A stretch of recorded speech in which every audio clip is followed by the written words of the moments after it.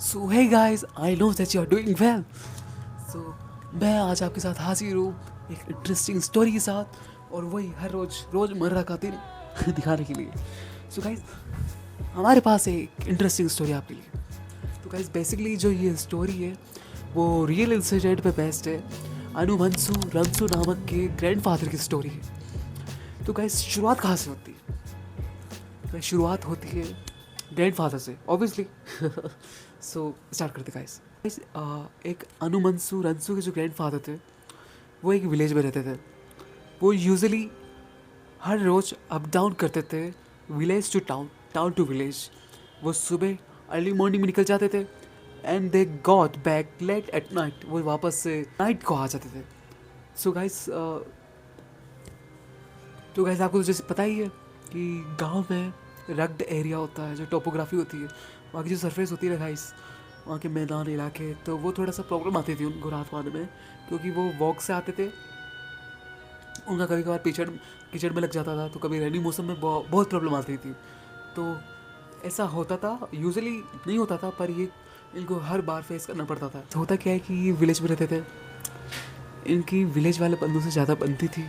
ये रेस्पेक्टेड बंदे थे उधर के, क्योंकि दे हैव अ पैसा। Yes, you are right guys, they have a पैसा। सो वो हेल्प कर दिया करते थे लोगों की, एंड बदले में लोग उनको ग्रेटिट्यूड शो करते थे, अपनी रेस्पेक्ट शो करते थे। सो गाइस, एक शंकर नाम का छोटा सा फार्मर रहता था उस गांव में। तो जो ग्रैंडफादर थे उन्होंने उनकी हेल्प करी थी। क्योंकि जो शंकर थे वो छोटे एक प्लगमैन थे। वो डीलिंग करते थे अपने फार्म को। उनके पास तब इनफ पैसा नहीं होता था कि वो अपनी बेटी का ब्याह एक अच्छी तरीके से कर पाए। तो उन्होंने उधार लिया, और वो भी अभी अभी भी कर्ज में है वो। किनके? रंसू के ग्रैंडफादर के। सो ग्रैंडफादर तो वैसे यूजुअली तो वो अच्छे खासे फैमिली से बिलोंग करते हैं, तो वो उन्होंने उनको पैसे दे दिया, और उन्होंने लौटाया भी नहीं तो ठीक है भाई, नहीं लौटाया तो इसलिए वो थोड़ा वो काइंड भी, थोड़े हम्बल भी, नोबल भी है, तो उनकी इसलिए रेस्पेक्ट है गाँव में। तो यूजुअली वो आ रहे, वो जा रहे, वो आ रहे, वो जा रहे। तो एक दिन की बात है कि एक समय बहुत तगड़ी बारिश आ रही थी, और गाइस इतना अंधेरा चाह रखा था कि यहाँ तक कि इनफ रोड्स भी दिख रहे थे कि वो कैसे आए। रग्ड एरियाज गाइस, जैसे मैंने बात कर ली, तो उनको वो प्रॉब्लम आती थी। और आज तो तगड़ी प्रॉब्लम आ रही है, आज तो रैनी भी है, उनके कभी किचन में पेट पड़ जाए तो उनको मतलब रोड ही आइडेंटिफाई नहीं हो रहा है, उनका रूट ही आइडेंटिफाई नहीं हो रहा है कि वो उनका जो घर का रास्ता है वो किधर है। Sorry to disturb you guys, अभी जस्ट मुझे फादर ने बुलाया था, तो वो कह रहे थे कि जो मेरी सिस्टर है, मुझे उसकी 10th क्लास की डॉक्यूमेंट्स के बारे में पूछना है, क्योंकि उसका जो 10th क्लास का फॉर्म है वो कल भरेगा। एंड साथ ही में मुझे उस 2-4 दिन की लीव भी चाहिए गाइस, क्योंकि फादर ने बोला है उसकी कुछ काम है। उसका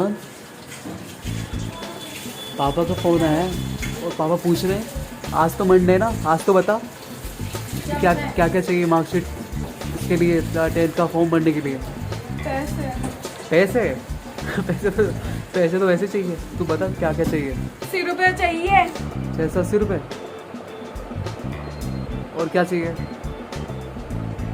आज मैंने बस फॉर्म भरवाया था, मैम से मैं पूछ कर जाऊँगी।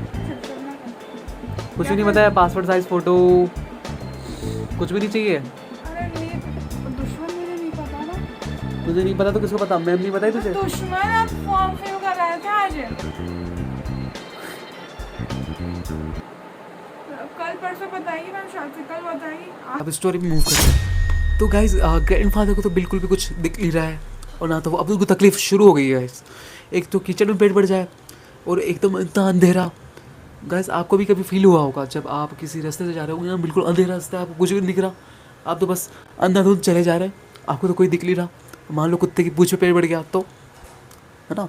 तो फिर अचानक से गाइज पीछे से एक आवाज़ आती है, और वो आवाज़ बहुत फैमिलियर होती है। तो वो गाइस आवाज़ थी शंकर भाई साहब की। हाँ, तो शंकर भाई साहब आते हैं, और एक अपने हाथ में एक लैंप लेकर के आते हैं, और ग्रैंडफादर को अच्छा भी लगता है। ग्रैंडफादर वैसे पीछे यूजुअली नहीं देख रहे, पर जो शंकर है वो सीधा उनको स्ट्रिक्टली रूडली मना कर देता है कि मैं आपको अपने घर तक तो पहुंचा दूंगा, आपको अपने घर तक, पर आपको पीछे मुड़ के नहीं देखना है, नहीं नहीं देखना है। तो होता क्या है गाइस कि यूजुअली जो दादा है, दादा तो थक चुके हैं, दादा को नींद आ रही है, तो दादा जो है वो अभी किसी की नहीं सुनना चाहते, उनको वैसे देखने का इंटरेस्ट भी नहीं है, ठीक है। वो वैसे नॉर्मली सीरियसली ले लेते हैं इस बात को, वो सीधे से चल देते हैं, ठीक है भाई हुआ होगा, ठीक है कुछ तो हुआ है भाई, ठीक है। दादा भी इतना सीरियसली लेता, चल देता है।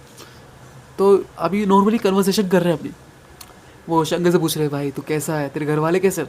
ये पीछे नहीं देख रहा, दादा पीछे नहीं देख रहा है, ये बातें कर रहे हैं कि हे शंकर तू कैसा है, तेरी बेटी कैसी है, और तेरे फैमिली वाले कैसे हैं, और खेती बाड़ी अच्छे से हो रही है नहीं हो रही। तो ठीक है, ये नॉर्मली कन्वर्सेशन हो रही है इन सब के बीच में, ओके ओके, सो ये चल रहे हैं।